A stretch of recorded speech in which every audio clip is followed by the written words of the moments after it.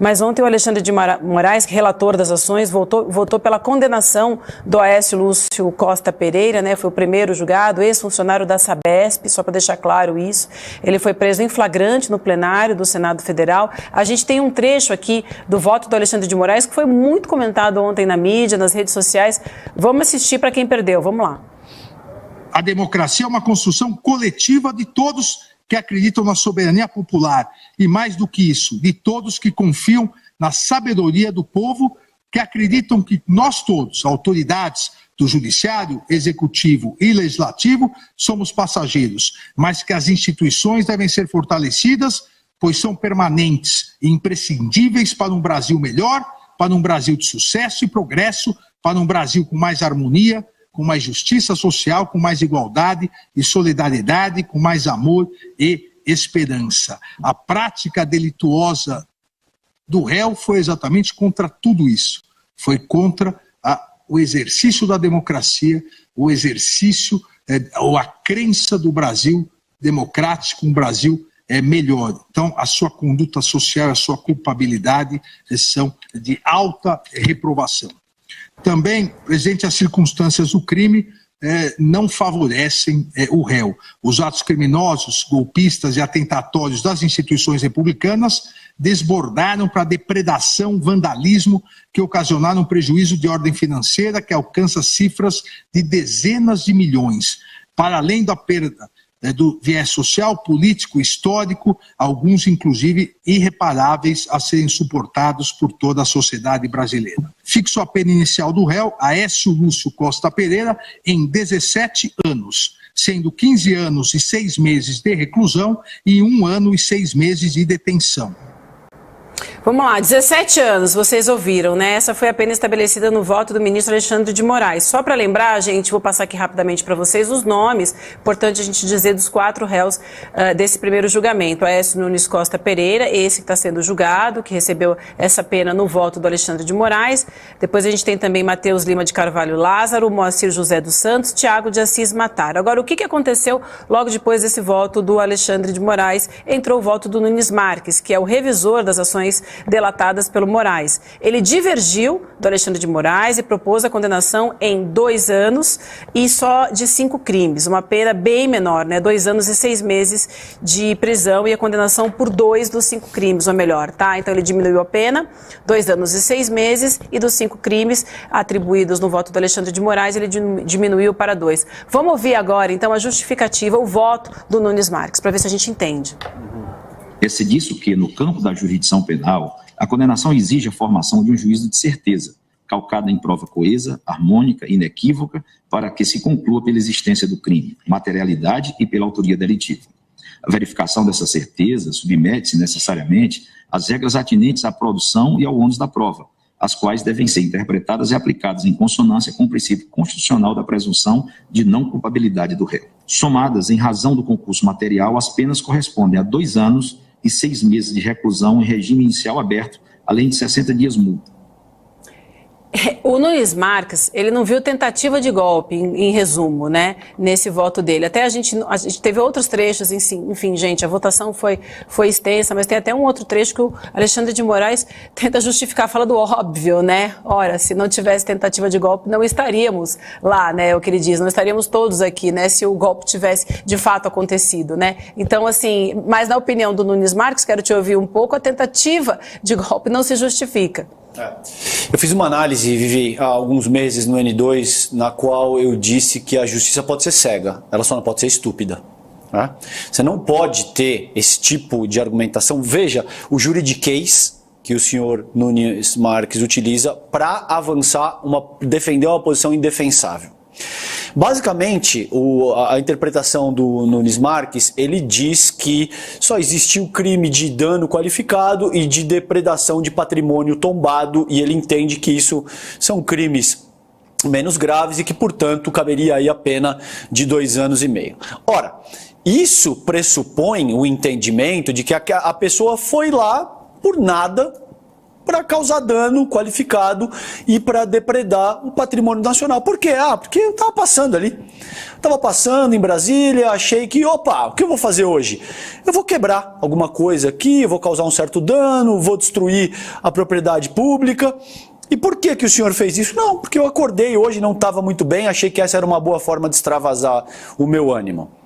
Parece razoável isso? Não parece que isso é transformar a justiça brasileira numa propriedade estúpida, com uma competência estúpida que não entende de fato o que está acontecendo? É óbvio que aquelas pessoas estavam ali e elas causam dano qualificado e depredam o patrimônio público porque elas estavam atentando contra a democracia brasileira. Isso é claro como a luz do dia. E é isso que o Alexandre de Moraes, gostem dele ou não, o que está em pauta aqui não é um voto, não é uma competição para ver quem é mais popular. Conforme disse o advogado de defesa dos golpistas, que os senhores são odiados. Olha, muito bem, meu senhor, as pessoas não estão ali para ser amadas, elas estão ali para defender. Exato, elas estão ali para defender o nosso ordenamento jurídico e aquilo que sustenta a nossa república. Eu acho que é isso que o Alexandre de Moraes traz no voto dele, e me parece que a pena de 17 anos traz um aspecto muito mais pedagógico, Vivi, considerando que essas pessoas tentaram de fato dar um golpe de Estado e poderiam ter matado alguém, inclusive. Foi por muito pouco que isso não aconteceu.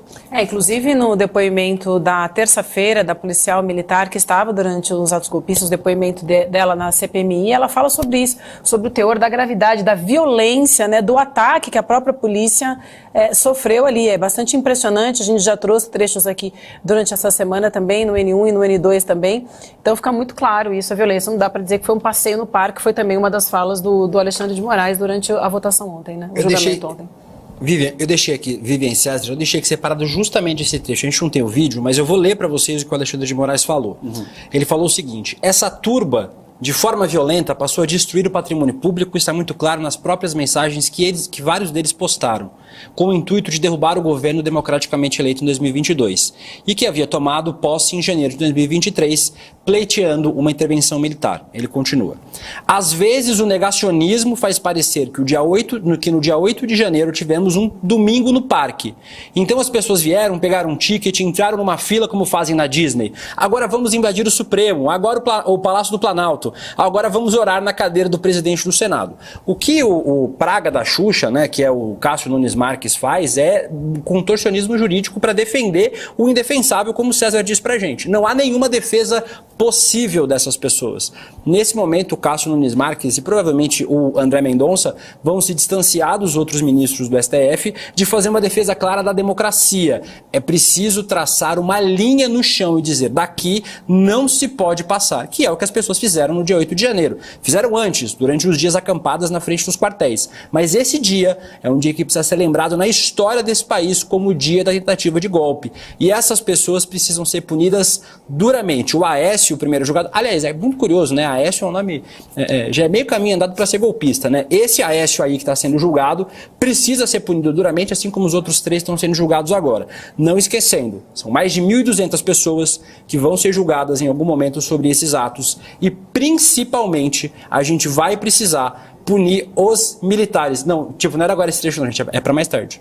Mas a gente vai precisar punir os militares. É fundamental que os militares, em especial de altas patentes, sejam punidos. A gente não pode ver novamente civis em uma tentativa de golpe civil, militar nesse país sendo punido. A gente espera que esses votos continuem, sejam consistentes e que pelo menos esses 4 sejam punidos agora e a gente veja até o fim desse ano, Vivian, quem realmente mandou esse golpe acontecer, quem planejou, seja punido e preso. Perfeito, era isso que eu ia comentar mesmo, você tem total razão, né? Os mandantes precisam ser punidos e presos, né? Começa agora com essas pessoas que estavam lá, mas é muito importante entender quem financiou chegar e fazer justiça com essas pessoas também. Agora, esse voto do Alexandre de Moraes me parece também um voto, essa pena, ou melhor, de 17 anos, uma pena exemplo também, né?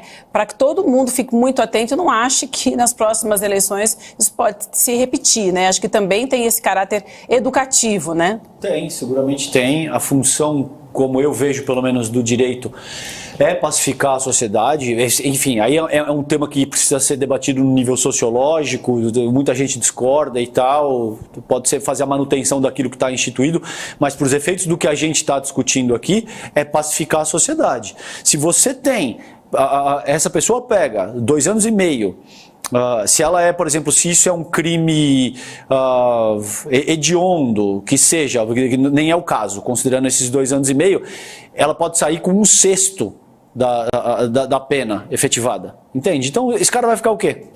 6 meses preso?